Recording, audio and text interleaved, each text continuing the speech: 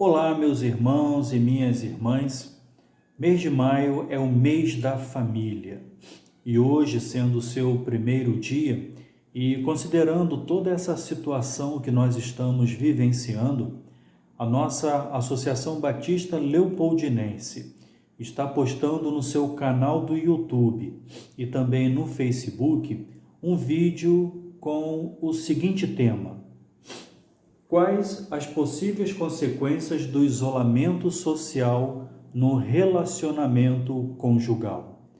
A pedido de nossa ABL, diversos irmãos fizeram perguntas relacionadas ao assunto e nós convidamos vários palestrantes para responderem a essas perguntas.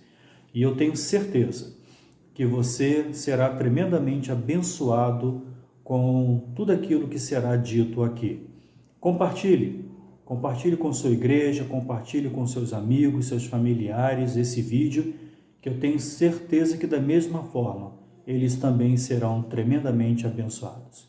Que Deus continue nos abençoando.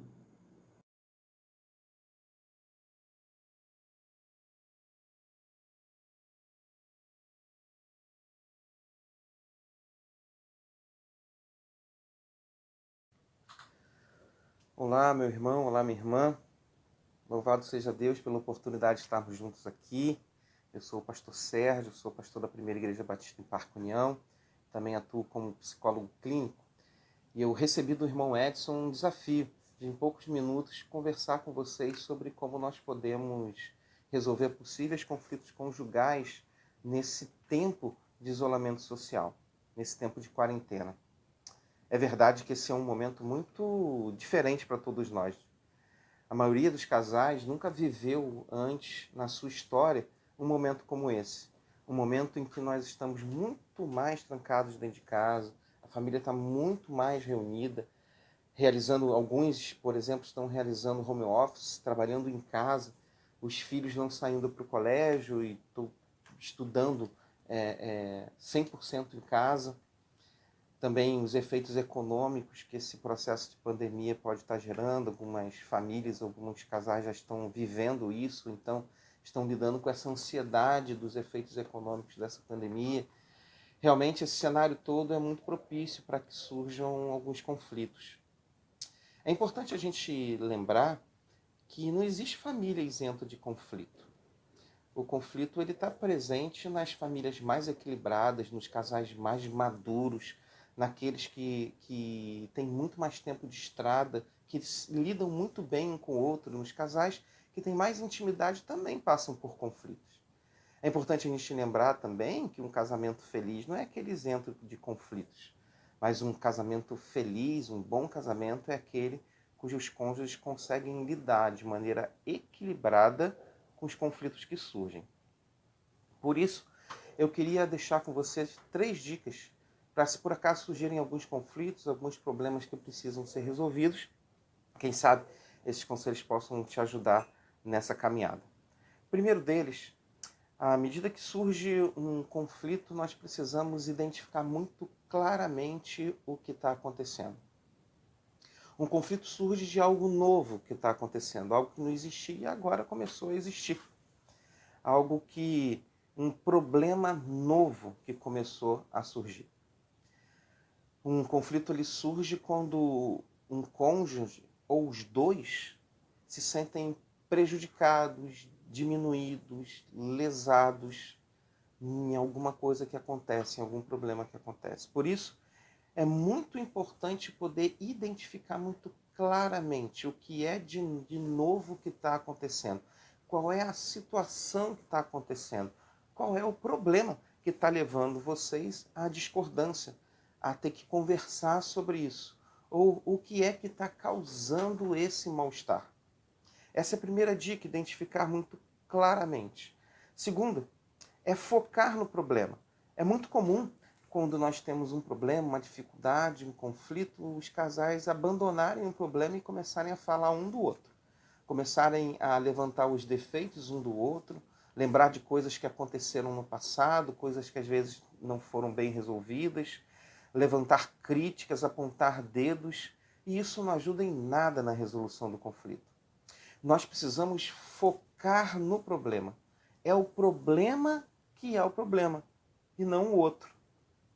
Terceira dica importante para você.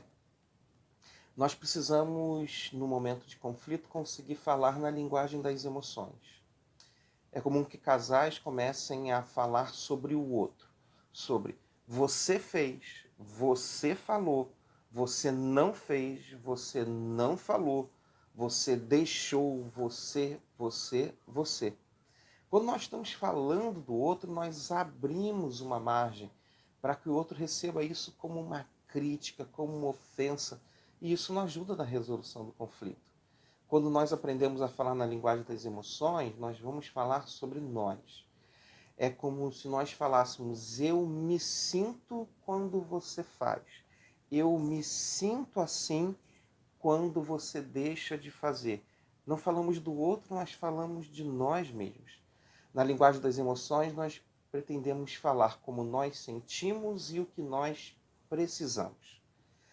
Identificando claramente o problema, focando no problema e não no outro, e conseguindo falar sobre aquilo que nós estamos sentindo e aquilo que nós precisamos, nós abrimos uma possibilidade de, através de uma boa comunicação, da graça de Deus sobre nós, termos boas soluções para os conflitos que surgirem.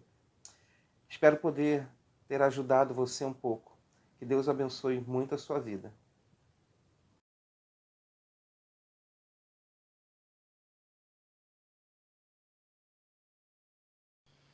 Olá, queridos. Meu nome é Cláudia Carriço, sou membro da Igreja Batista Central em Olaria e vim aqui para responder uma pergunta que me foi feita, e a pergunta é a seguinte: como lidar com as diferenças de ideias e opiniões do casal durante a quarentena, evitando assim problemas na relação, problemas no relacionamento? O primeiro ponto que eu quero compartilhar é que é necessário ter comunicação. Por mais óbvio que isso possa parecer, isso daí é um ponto que surge a maior demanda de problemas nas relações. É uma problemática. Muitas vezes a gente pensa que comunica, mas a gente não comunica. Por quê? A gente fala, mas não se comunica assertivamente com muitas situações.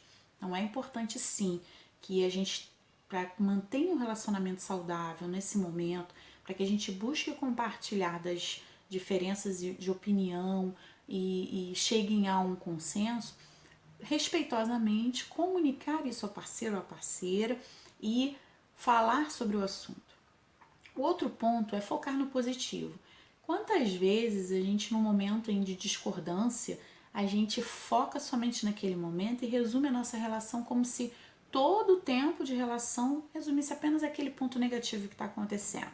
É importante sim que você, ao olhar para as discordâncias, olhe também para as concordâncias. O que vocês concordam? O que é aquilo que vocês fazem juntos? O que é aquilo que vocês compartilham? Né? É importante que tenha esse olhar. Se não tiver esse olhar, realmente você vive numa roda em que vai te prender somente no ponto negativo, no ponto de discordância. O outro ponto é necessário um tempo para o casal. É necessário que vocês encontrem um momento, apesar das circunstâncias, de terem um momento a sós, um momento para compartilhar de alegrias, para ver filmes, fazer um devocional voltado para o casal, um momento em que vocês tenham para conversar. Isso é extremamente saudável e você vai perceber que quando o casal ele está conectado dessa forma, ele tem momentos também a sós, momentos de diversão, fica mais fácil compartilhar essas divergências, fica mais fácil ser assertivo. Quando o casal ele está em distanciamento, então ele não se fala ao longo do dia, não compartilha, só compartilha coisas negativas, fica mais difícil de chegar a uma conversa saudável, ok? O outro ponto é importante que a gente tenha o nosso momento individual. Mesmo enquanto casal, mesmo enquanto casa cheia, mesmo em tempo de quarentena, é importante que vocês também tenham seus tempos sozinhos. Para refletir sobre a relação também, para refletir sobre outros pontos. Às vezes a vida está num dinamismo, eu tenho percebido que apesar desse momento de quarentena, tem casais vivendo tão corrido, né, os compromissos, seja com o trabalho, com a igreja, com a própria casa, que não tem tido tempo nem para se olhar, então fica mais difícil olhar para a relação de uma forma saudável, ok? Então, cuidado com a comunicação, foco no positivo, tenha tempo para o casal, tenha tempo individual. Esses são alguns pontos que eu gostaria de compartilhar. Eu quero deixar para vocês também uma leitura que eu fiz do livro do Castelo de Cartas, do Gary Chapman, que é um livro muito interessante, que ele fala sobre os princípios da realidade da vida, e eu vou deixar 6 pontos que ele cita. O primeiro é: sou responsável por minhas próprias atitudes, minha atitude afeta as minhas ações, não posso mudar os outros, mas posso influenciá-los, minhas emoções não controlam as minhas ações, admitir minhas imperfeições não significa que eu seja um fracasso, e o amor é a mais poderosa arma para o bem no mundo. Fica com essas dicas, com essas informações, espero que seja relevante para vocês, espero que faça sentido para a relação de vocês. Fiquem na paz do Senhor. Um abraço.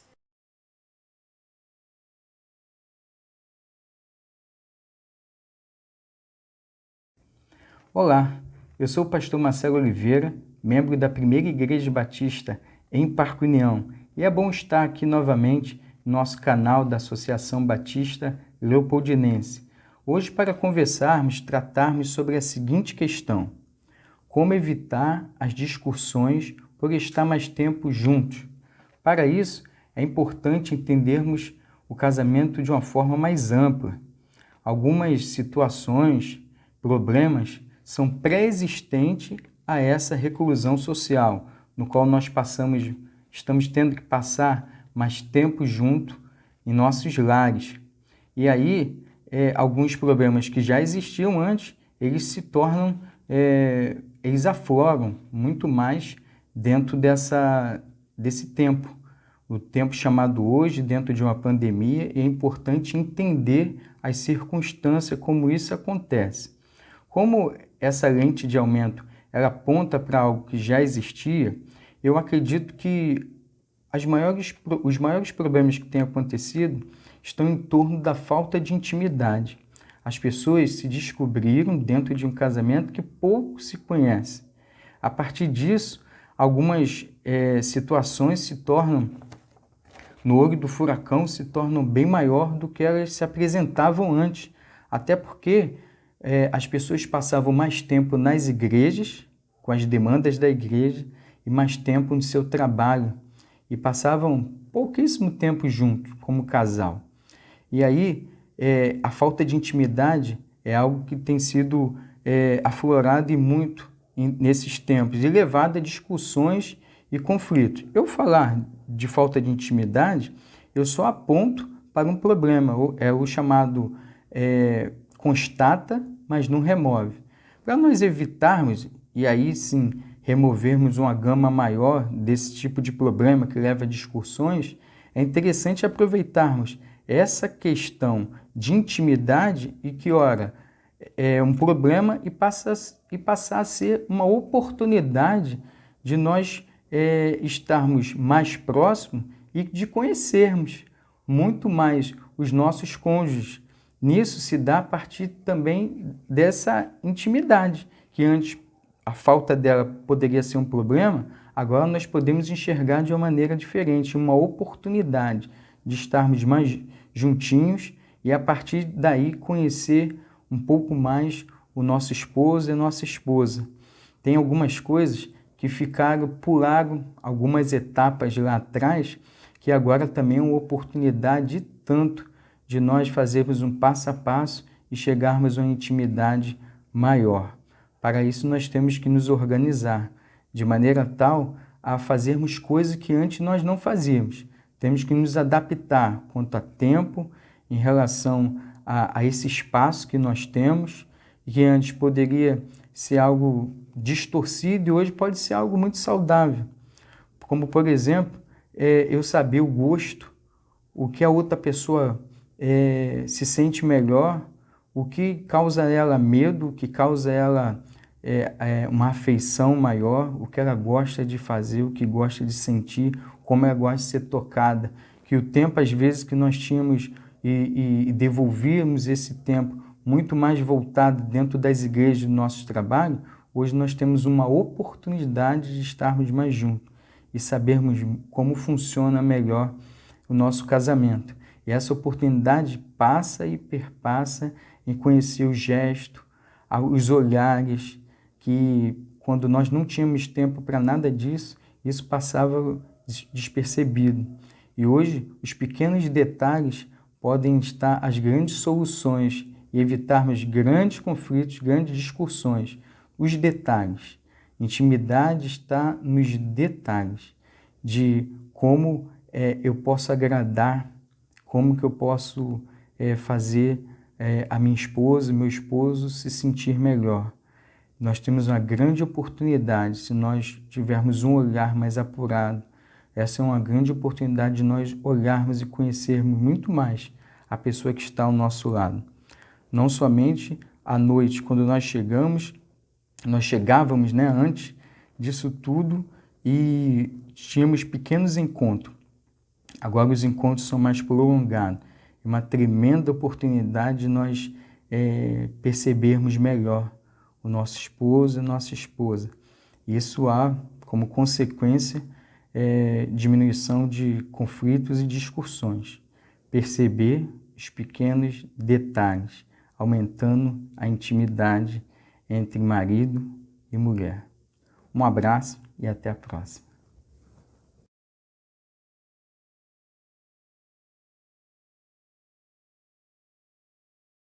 Boa noite, irmãos. Meu nome é Deise, eu sou membro da Primeira Igreja Batista na Praia de Ramos. É um prazer estar aqui com vocês. E a gente vai pensar hoje um pouco a respeito das consequências, né, emocionais, as consequências dessa pandemia, né, no relacionamento conjugal. E foi pedido que eu conversasse um pouco, que eu trouxesse alguma reflexão para nós pensarmos a respeito das consequências das notícias tóxicas e do papel do esposo, né, do marido, do pai, no cuidado para a proteção da sua esposa e da sua família. Bom, em primeiro lugar, eu acho importante a gente conceituar, né, o que significa tóxico e o que seriam notícias tóxicas, é um termo que tem sido bem usado ultimamente. Tóxico significa algo que tem a propriedade de envenenar, é uma substância capaz de trazer mal, de trazer dano ao organismo, um veneno, né?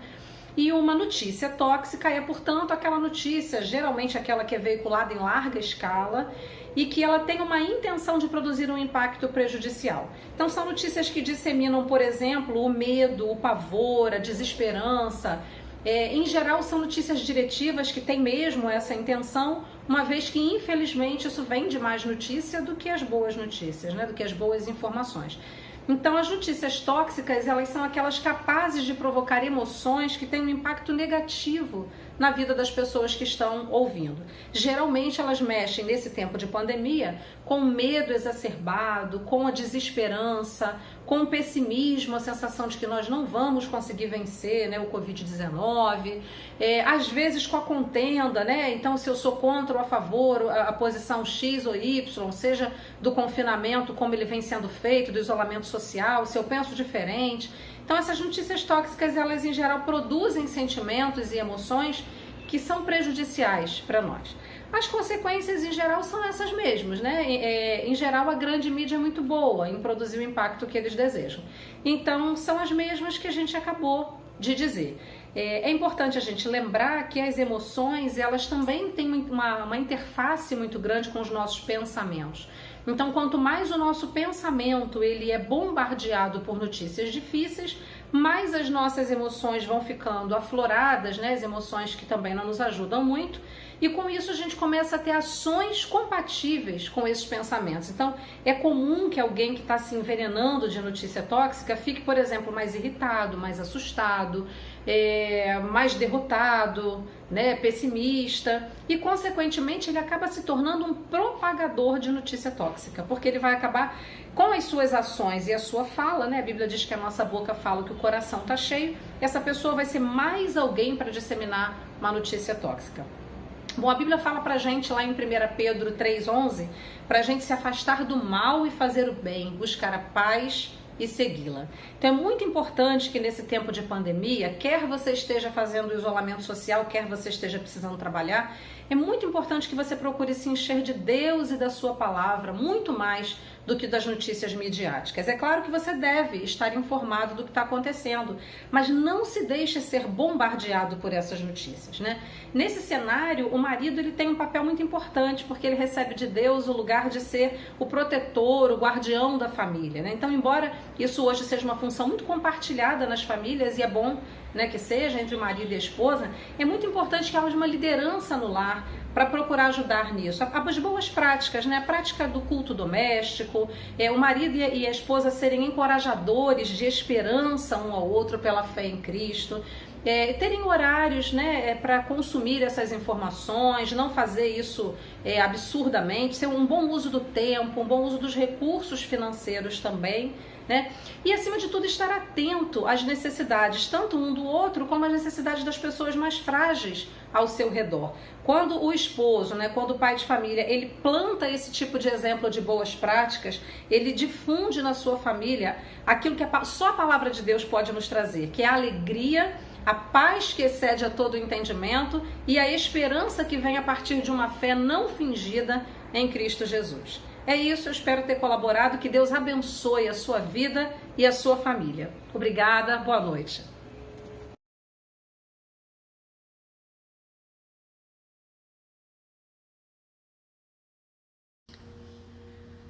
Olá, meus irmãos e amigos da Associação Batista Leopoldinense.